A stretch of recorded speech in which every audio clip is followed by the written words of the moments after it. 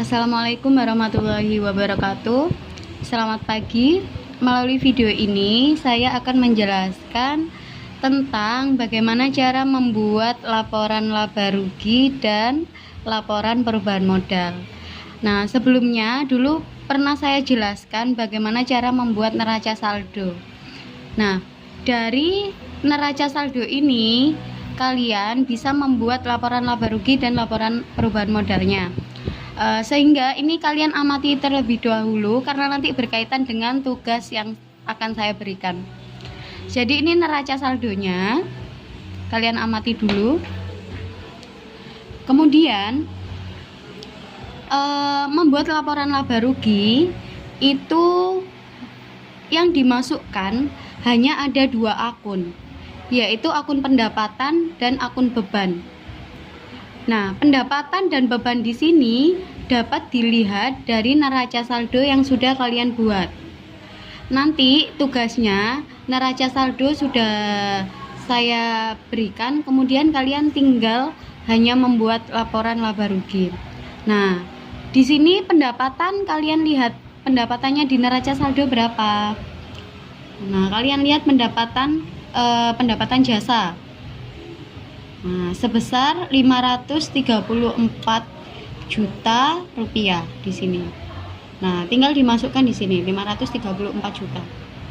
Kemudian beban-bebannya semuanya dimasukkan, disesuaikan dari mulai beban gaji, beban sewa, beban iklan, semua beban dimasukkan.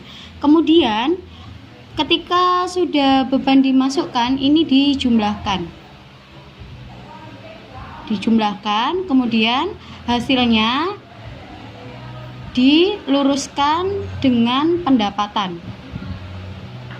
Kemudian setelah itu pendapatan ini dikurangi beban. Jadi pendapatan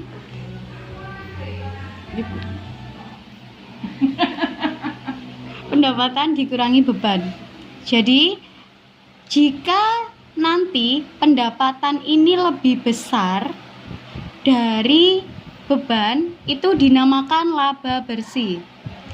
Pendapatan lebih besar dari beban dinamakan laba bersih. Jika bebannya lebih besar daripada pendapatan, itu dinamakan rugi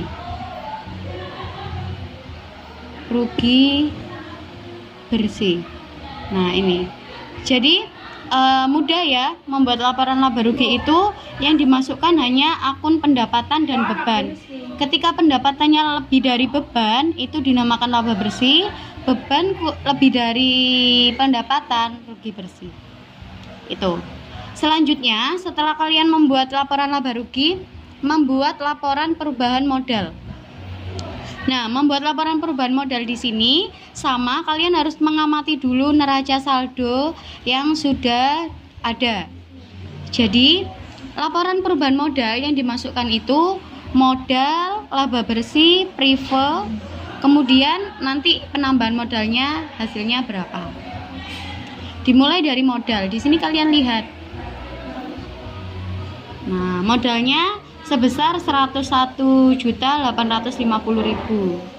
Kemudian dimasukkan. Nah, dimasukkan di sini. Kemudian laba bersih. Tadi sudah. Laba bersihnya berapa ini tadi hasilnya? 124.600.000. Privenya juga dimasukkan dari neraca saldo sebesar 33 juta. Nah, di sini laba bersih ini harus dikurangi dengan prive. Nah, hasilnya kemudian diluruskan dengan modal awal dikurangi sama hasilnya ini tadi, itu dinamakan penambahan modal. Jadi modalnya didapatkan dari modal awal ditambah penambahan modal akhirnya ini. Baik, itu yang dapat saya jelaskan. Nanti jika ada pertanyaan lebih lanjut, silakan bertanya di kolom komentar. Terima kasih atas perhatiannya. Semoga bermanfaat. Wassalamualaikum warahmatullahi wabarakatuh.